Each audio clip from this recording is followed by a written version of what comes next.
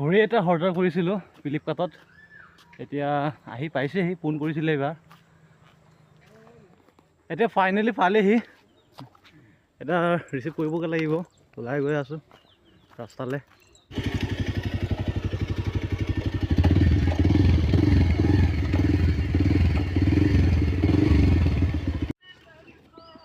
ঐ মামা আপিন ডকাব হা হেল্ল' কুল কুল অঁ খুলিছোঁ ভাইটি চাই লওক এইটো খুলিলোঁ তাৰপিছত এইটো তাৰপিছত 1 2 3 এইটো কি হ'ব এইটো অনলাইন দিব চাওক